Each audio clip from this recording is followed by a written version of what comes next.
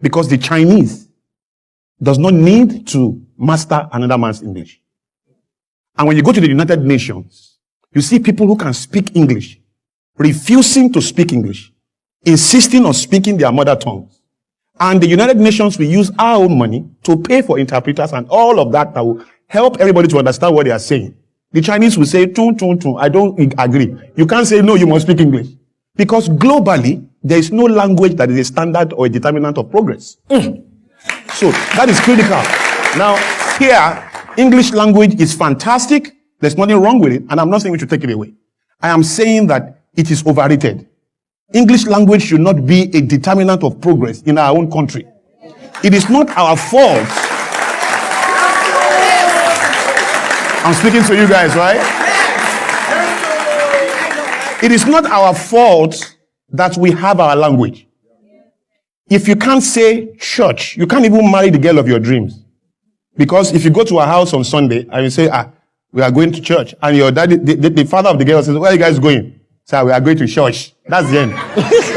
I mean, he will just call his girlfriend, his daughter, and say, you've not found your husband, though. Except the father is also a church-speaking father.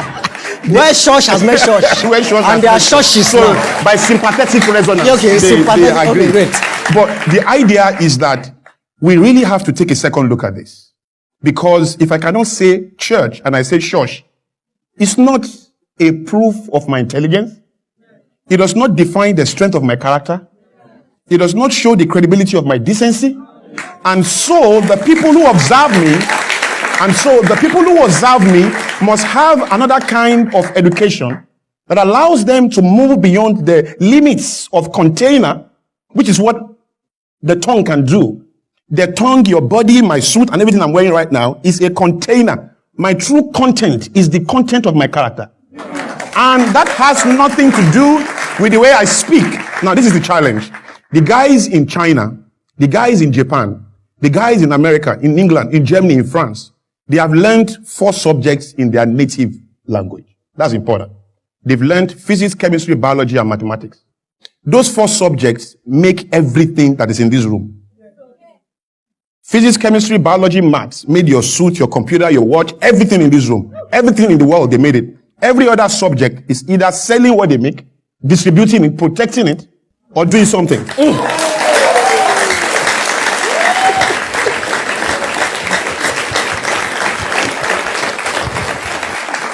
Now, the idea is that because they learned those subjects in their native languages, I believe it aided comprehension. Look, why are the richest nations in the world, the first world countries in the world, why are these nations all speaking their native languages? It's just food for thought. Why is it that lingua franca only exists in third world nations and nations that have been colonized? Is it not looking more and more like an agenda to keep us small?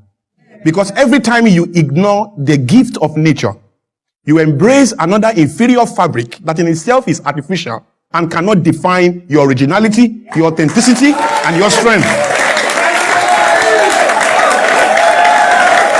So,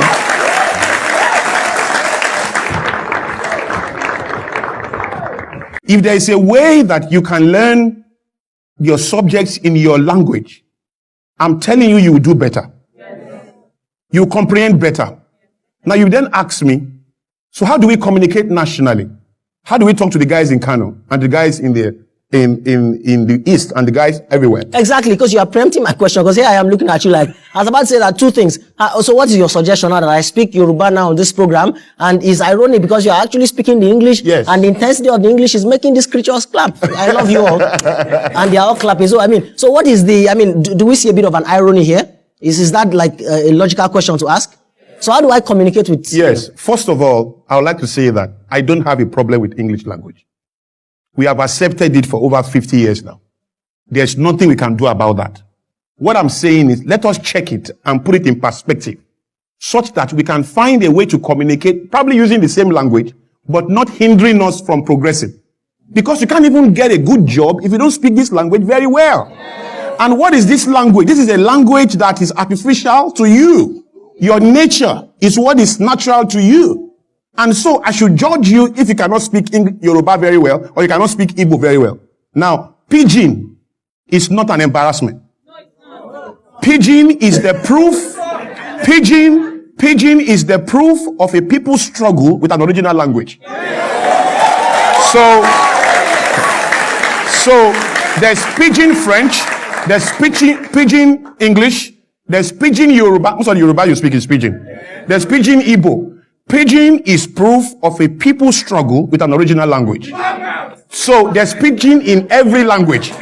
Clemens Westhoff is supposed to be the Super Eagles' most successful coach. Meanwhile, Super Eagles is the only team in the world. I hope you know. Okay. So this Clemens Westhoff was a Dutchman. He came to Nigeria, spent some time here, won probably every competition, took us to the World Cup for the first time. But how does he speak? Tomorrow we play, Yekini score, we win. That's how he talks. When he's training, come, ball, move. That's how he talks. He never shared one correct grammar in all his years in Nigeria and after he left Nigeria and before he came to Nigeria. Are we on the same page? Yeah. But he was understood by his players.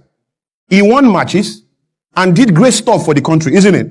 But nobody complained. When he's talking to the media, he's always shelling. There's no day Clemens Westhoff does not share. Tomorrow we play Kenya, we win, score. That's how he talks. I'm come tomorrow from Nairobi, we go camp. That's how he talks.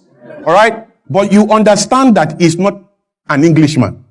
You understand that he's Dutch. But I doubt if that's what you really understand. I think what you understood really is that he's white. And because he's white, you can forgive that imbalance. Because Shina Peter said, I wish you soonest recover. Some years ago. It took him time to recover from that error. A long time. The media finished him. Everywhere. If I get here and I say, thank you for bringing me here, that can be the end of the show. You guys can just say, who is this blast from the past? Who brought this guy here? You know. And that has nothing to do with the strength of my character. And even a lady will judge me. Even a lady will judge me with my struggle with that particular grammar. And I could be the best guy in town in terms of kindness, love. Because how well I can speak this grammar does not communicate the strength of how I'm able to love a woman. That was okay, Mr. Showing your grace.